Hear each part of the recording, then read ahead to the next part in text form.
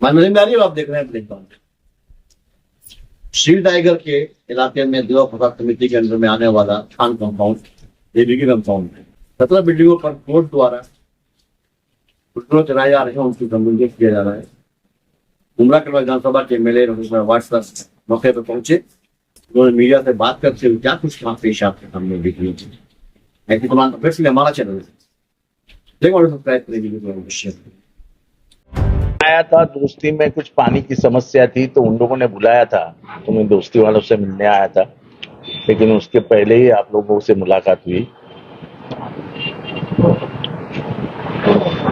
बाकी ये जो कार्रवाई चल रही है कल से, खुद मनपा आयुक्त सौरव राव आए थे कल, लीड कर रहे थे, और वो भी हाईकोर्ट के 12 जून के एक बहुत ही कड़क आदेश के बाद। यानी कि मैं अगर अपने शब्दों में कहूं तो हाईकोर्ट के उस आदेश ने ठाणे मनपा, उसके आयुक्त, इनके कपड़े उतार दिए हैं। यानी कि मनपा के भ्रष्टाचार पर हाईकोर्ट ने इतनी बड़ी उंगली रख दी है, और उसके बाद अब ये कार्रवाई जो है खुद की कुर्सियां बचाने के लिए मनपा अधिकारी कर रहे हैं। क्या कहेंगे आप? ऐसा हाईकोर्ट का आदेश तो मानना ही पड़ेगा ना। हाईकोर्ट का आदेश मानेंगे नहीं तो फिर कानून की धज्जियां उड़ जाएगी। हाईकोर्ट का आदेश तो मानना ही पड़ेगा, लेकिन इतनी सारी बिल्डिंगें एक रात में तो खड़ी नहीं हुई है जी।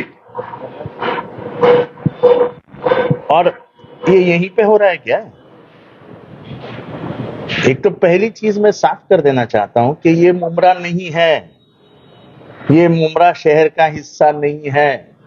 जो आप टीवी वाले चलाते हैं मुमरा में, मुमरा में, मुमरा में, ये मुमरा में नहीं हो रहा है। ये कल्याण ग्रामीण का हिस्सा है, ये गांव शील है। ये जमीन के मालिक कौन है उनकी जानकारी लो, इन लोगों ने कितने करोड़ों में ये जमीन बेची उसकी जानकारी लो, ये जमीन किसको बेची उसकी जानकारी लो। खामो खाम उमरा को बदनाम मत करो। और ये इतने ही इलाके में हो रहा है क्या? इसके इर्द गिर्द में 100-200 बिल्डिंग बन रही है, 100-200। जो हो रहा है गलत हो रहा है, बिल्कुल गलत हो रहा है, ये होना ही नहीं चाहिए था। मुझे याद है इसके आगे ही लकी कंपाउंड गिर गई 2013। उसके बाद कम से कम 6 साल 7 साल 5 साल 2017 19 तक एक बिल्डिंग नहीं बनी। एक बिल्डिंग अगर प्रशासन तय करती है ना तो एक ईंट भी नहीं खड़ी हो सकती। मैंने देखा तभी भी वो इलाका मेरा नहीं था, लेकिन इंसानियत के नाते कुछ ना कुछ लोगों के लिए, लोग अभी कल से रोते हुए सब लोगों के फोन आ रहे हैं। और मैं गैर जिम्मेदारान लोक प्रतिनिधि नहीं हूं। मैं अगर नुमाइंदा हूं तो मेरे को दिल है, मेरा दिल दर्द करता है, लेकिन मैं हक कर भी क्या सकता हूं। हाईकोर्ट ने कहा है, और हाईकोर्ट क्या है कि किसकी क्या चल सकती है। लेकिन हमारे साहब, हाईकोर्ट ने कहीं ना कहीं ये भी तो देखना चाहिए ना कि इतने बड़े पैमाने पर भ्रष्टाचार होता है, तो स्लैब वाइज पैसे लिए जाते हैं, स्क्वायर फीट वाइज पैसे लिए जाते हैं, और जब अपनी बात आती है, अपना मामला आता है, तो अपनी कुर्सियां और अपनी चमड़ी बचाने के लिए कमिश्नर से लेकर एक क्लर्क तक का सारा अमला गरीबों को बेघर करने पे जुट जाता है। ऐसा है कि मैंने पहले ही कहा कि ये बिल्डिंगें एक रात में नहीं बनी है, और अगर जांच करनी है तो इसके आजू बाजू में जितने भी इलाके हैं वहां पे चल रही बिल्डिंग के ऊपर कमिश्नर ने ध्यान देना चाहिए। आज से पहले ही ये घर नहीं करे देंगे। गरीबों का उसमें क्या? देखो आखिर में मरता कौन है? जमीन वाला जमीन बेचता है, बिल्डिंग वाला बिल्डिंग बेचता है, फ्लैट वाला फ्लैट बेचता है, खरीदने वाला मर जाता है। खरीदने वाला कौन है? वो गरीब आदमी है। भी बात कही है, वो गरीब आदमी है। उस गरीब का क्या दोष है? उस गरीब का क्या दोष है? ये सवाल मैं आज नहीं पूछ रहा हूं, जब से राजनीति में आया हूं तब से पूछ रहा हूं कि इलीगल बिल्डिंग को रोकना है तो प्लिंथ पे रोको, बनने के बाद उसको तोड़ने में। हमारे साहब, गरीब की बात आपने की, हाईकोर्ट ने भी अपने उसी आदेश में इसमें बायर्स, परचेसर, जो गरीब तबके के होते हैं, जो मिडिल क्लास के होते हैं, वही सफर करते, ये भी हाईकोर्ट ने अपने ऑब्जर्वेशन में कहा। मेरे को लगता है कि हाईकोर्ट को ये जाके बोलना पड़ेगा कि कुछ कानून बनाओ ना। हाँ, कि भैया इतना इलीगल बनता है तो उसको न्यायिक सुविधा, न्यायिक प्रक्रिया में लाके उसको लीगल बनाने के लिए सरकार को भी आदेश दो, आदेश। और इसके बाद ये होना नहीं चाहिए ऐसा भी आदेश आने दो। कानून बनने के बाद कुछ जिम्मेदारियां सरकार ने फिक्स की है कि किसकी जिम्मेदारी है इलीगल बिल्डिंग पे, कानून है, कानून बन चुका है सरकार का कि अगर इलीगल बिल्डिंग बनती है तो जिम्मेदारी किसकी है, तो उस कानून की तो धज्जियां उड़ाते हैं।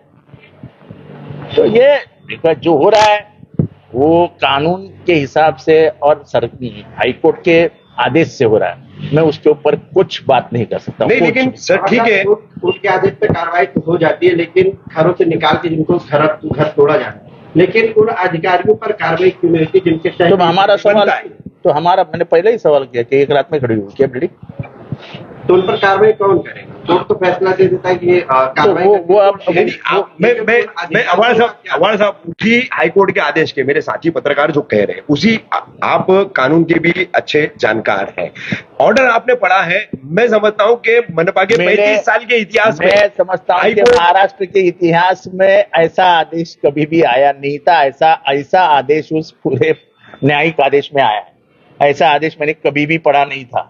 कुछ इज्जत बची है ठाणे मनपा प्रशासन की, बात यही है, एवी के कंपाउंड के बहाने, बात यह है कि सिर्फ इधर नहीं चालू, पूरे थाने में चालू है, पूरे ठाणे में। तो प्रभाव से महापालिका आयुक्त इसके ऊपर क्या करने वाले हैं?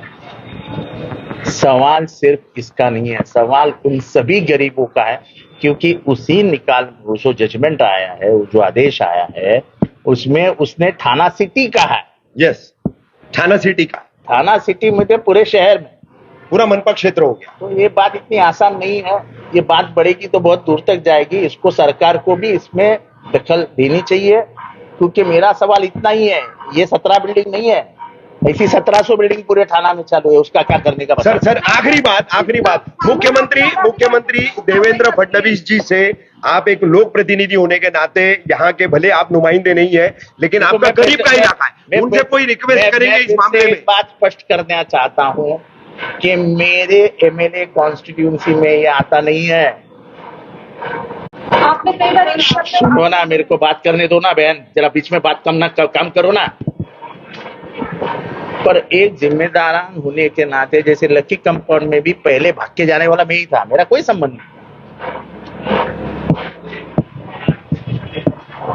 तभी भी क्या राजनीति हुई आपको मैं नहीं बताना चाहता हूं। इधर भी लोक प्रतिनिधि कोई और है, लेकिन इंसानियत के नाते जब कोई रोता है मेरे सामने, तो वो कोई भी हो, कोई जात का हो, कोई धर्म का हो, हमसे देखा नहीं जाता है तो हम बीच में आ जाते हैं। पर ये मामला ऐसा है कि ये मामला कोर्ट के दायरे में आ गया। अब जब कोर्ट आदेश देता है तो कोर्ट का आदेश ये लॉ ऑफ द लैंड है, इस भूमि का वो कानून है, तो उसके खिलाफ बात करना, इतनी हिम्मत तो मेरे में भी।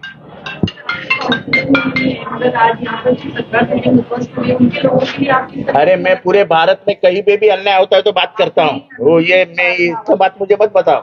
आज शनि शिंगणापुर में लोगों को काम से निकाला गया है, मैं पहला आमदार हूँ जिसने आवाज उठाया कि ऐसा आप नहीं कर सकते हैं। सर गरीबों के लिए मुख्यमंत्री तक उनकी आवाज पहुंचाएंगे?